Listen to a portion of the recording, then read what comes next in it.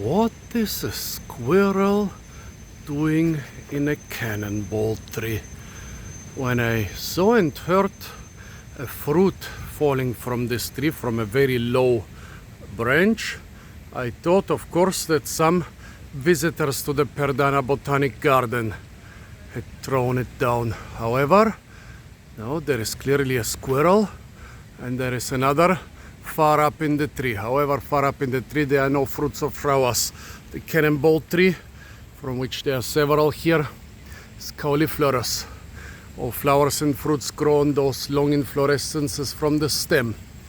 The squirrel is sitting here and munching on something. Is it munching on a fruit? I mean, that would be quite logical. Here is the fruit that fell down, because the cannonball tree is in the monkey pot family, so it's related to such popular nuts as the Brazil nut. However, oops, here the squirrel dropped something. However, the fruits of the cannonball tree, not only do they look like big rusty cannonballs, and they are edible, mind you, however, the inside tastes like the craziest fermented Asian hot sauce, and it's also the hottest and the smelliest one I've ever seen. Actually, it only tastes fermented once it's fermented. When it's fresh, it tastes like hot sauce, stinky hot sauce that still needs to ferment. However, this squirrel is clearly not eating the fruits, because the fruits are much bigger than the squirrel. And actually, they are one of the very few fruits where I've never seen squirrel holes here. Also, I'm not sure if this is exactly a tupai. Well, if this is exactly the normal tupai. Those squirrels here, they're actually not squirrels. They are more closely related to lemurs. And look at that, this squirrel is actually after the butts. And here, when we check what it threw away, it ate the petals of a flower and threw away the stamens and the rest. Also, where is it? Did I scare it away finally? I mean, it's amazing, there are so many people walking around, and this squirrel was still here in about... Oh, no, I didn't scare it. Now I scared it. About 3, now rather 5 meters above ground. Yeah, it's clearly eating the flower buds. Come back, I'm not gonna eat you. Bah. You run away, I'll eat your food. Well, first let's see how this one big fruit got dislodged. It fell without a lot of fuss. I still don't know, was it a squirrel or was it maybe a tourist? I just heard and saw it fall. Seems like it got disattached quite long ago, a couple days ago. Maybe it was just up here and then it rolled down, because it was quite a gentle thud. Oh yeah, there is the smell. Oh yeah, that's already started to ferment. It's mostly garlic, 95% garlic, but garlic with a lot more different and richer notes. Yeah, it was basically like something like this. So I guess maybe somebody just rolled it down gently. Well, I've eaten the fruits. They taste like a really great fermented Asian sambal, but too much, too crazy, too hot, too smelly, too spicy, too garlicky, too diverse. So I don't want to try it again.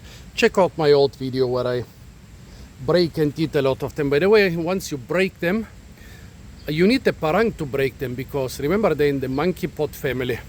Here you can even see what is the lid of the monkey pot. The monkey pot fruits can be even much bigger than those. The lid comes off and the seeds get out. If there are no squirrels around, I've really managed to get the seeds because the squirrels got them before me.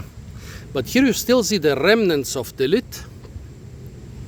However, it doesn't open in those. Basically, the fruit falls to the ground, then you have to wait for months for it to rot, or you have to take a parang or a heavy rock and smash it.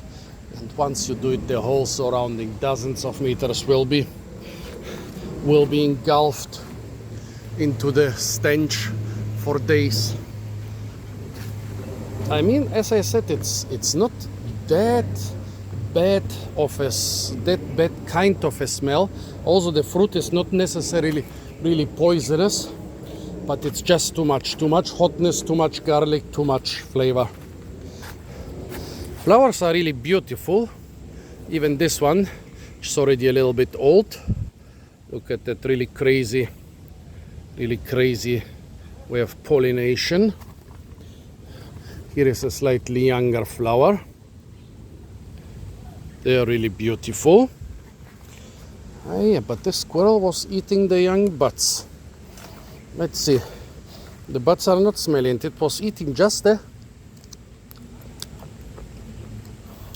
petals.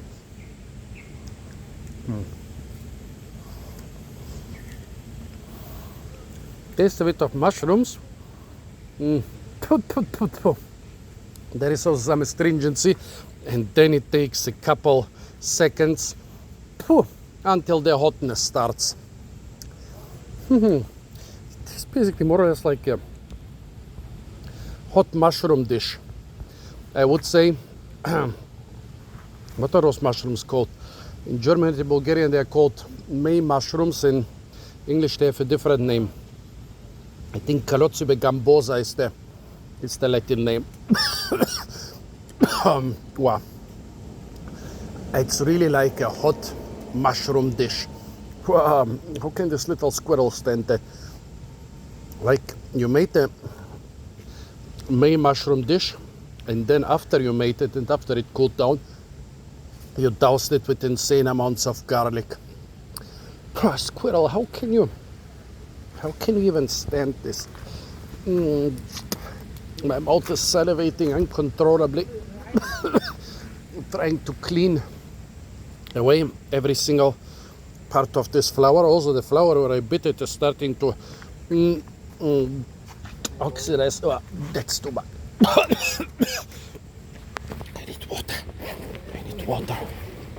Wow. You know, when some things are so hot that the hotness and spiciness is not the problem anymore, but the effort of your body to puke.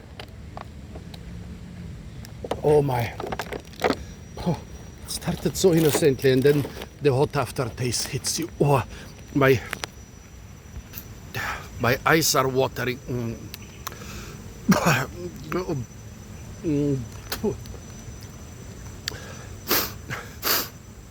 My eyes are watering, my nose is running. Okay, that was an interesting experience. I guess in small amounts, very finely chopped. This might have some culinary applications, just like the fermented fruit can be like the end boss of hot sauces, like after you have mustard.